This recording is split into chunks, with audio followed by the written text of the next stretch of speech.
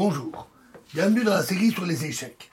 Donc, toujours sur la centralisation des pièces, nous allons voir ici un exemple qui n'est pas très fréquent de centralisation des pièces lourdes. Ici, une partie de Botvinnik contre Tchekhov qui s'est jouée à Leningrad en 1938.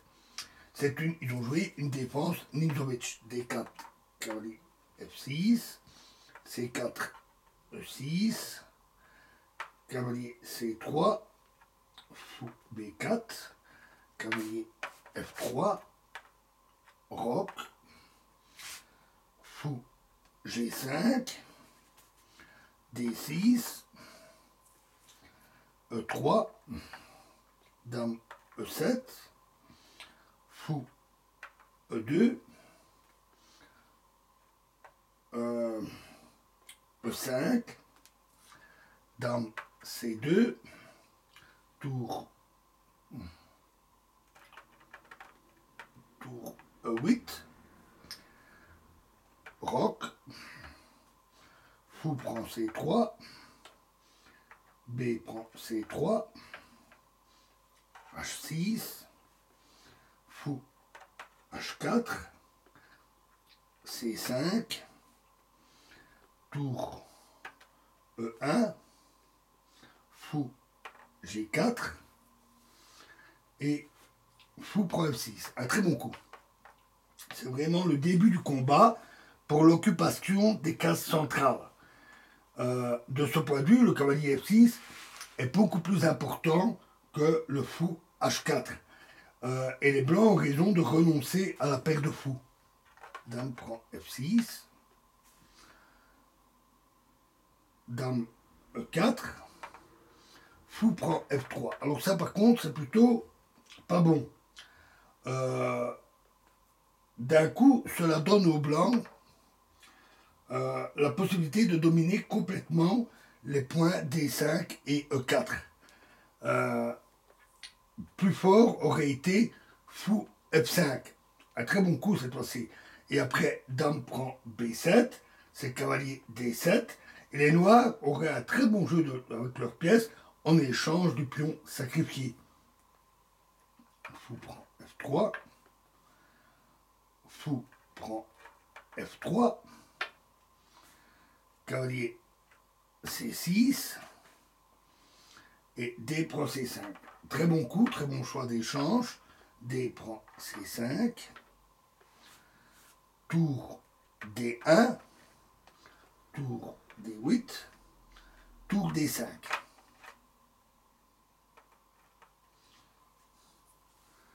Alors, ici, ils ont joué B6, mais également insuffisant serait tour prend D5.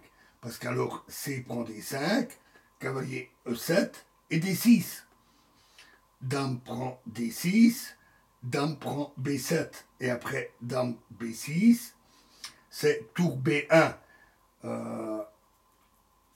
Un peu meilleur serait dame E7, tour F D1 et G6.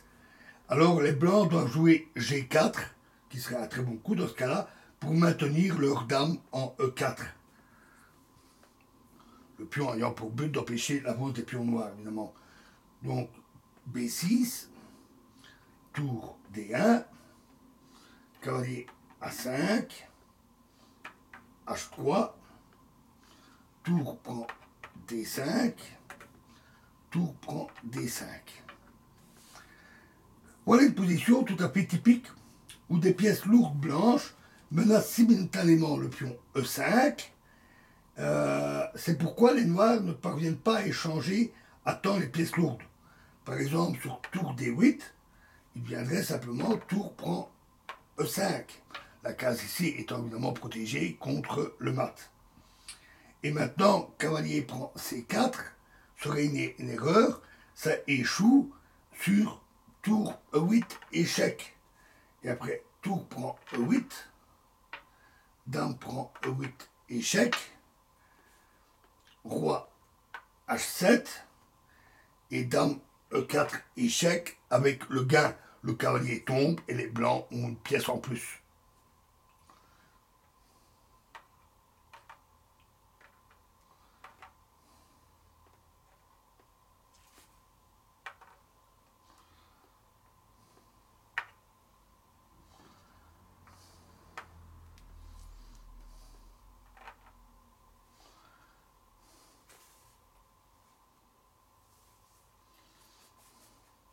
Donc, il est intéressant de remarquer que les noirs ont la meilleure formation de pions, puisque les blancs ont des pions éclatés, des pions doublés, et en finale, les pions doublés C3 et C4 constitueraient une importante faiblesse. Malgré cela, les noirs sont nettement en désavantage, car ils ne peuvent pas améliorer la coordination de leurs pièces. Dame E7, fou G4, Dame B7, ce qui empêche au moins tour D7. Tout en la dame n'étant pas protégée, la tour est clouée. Fou F5, très bon coup. C'est vraiment l'apogée de la stratégie blanche, la sorte de centralisation des pièces. Le fou couvre la dame E4 et participe ainsi au contrôle des cases centrales. Et maintenant, les noirs ne peuvent plus parer à la menace tour D7. Après G6, il viendrait alors simplement fou prend G6, F prend G6, dame prend G6, échec, roi F8 et tour D6. Avec grave menace d'attaque sur le roi et où les noirs devraient sacrifier leur dame.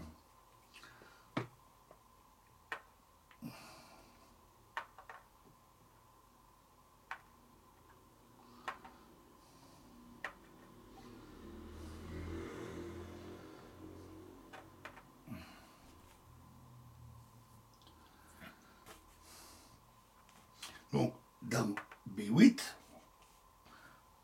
tour D7,